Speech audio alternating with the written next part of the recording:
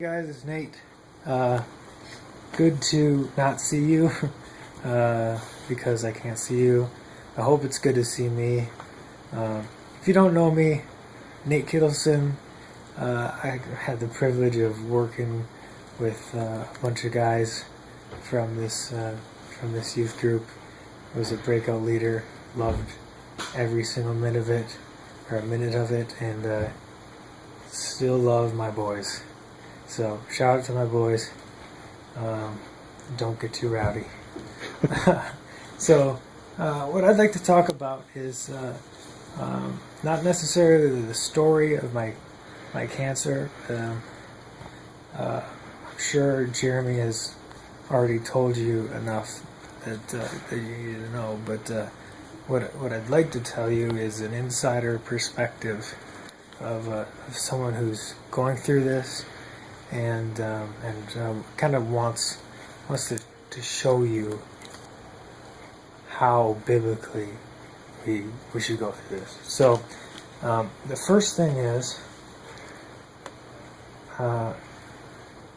when we go through a tough experience, our first order of business should be to glorify God.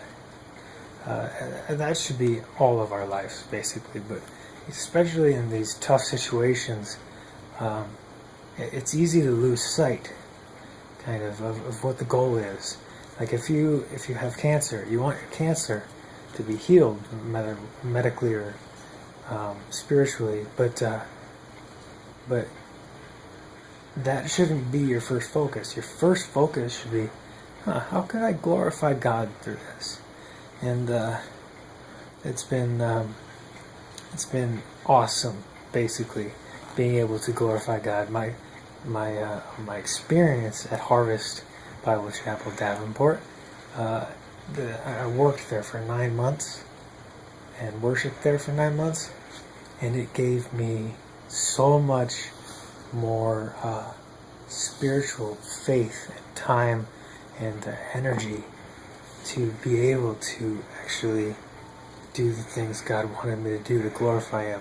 So despite the fact that there's a pain, and suffering, and total suckiness, I've been able to glorify God. I've got tons of stories of people who are now closer to God, and that was my goal, is to get people closer to God, draw them closer, and through the Holy Spirit, I've been able to do that. Really, the Holy Spirit did it. So really, the driving power behind this is the Holy Spirit. If I was just trying to do this on my own, God would not be glorified. I would be glorified. I don't want that. I want God glorified for sure.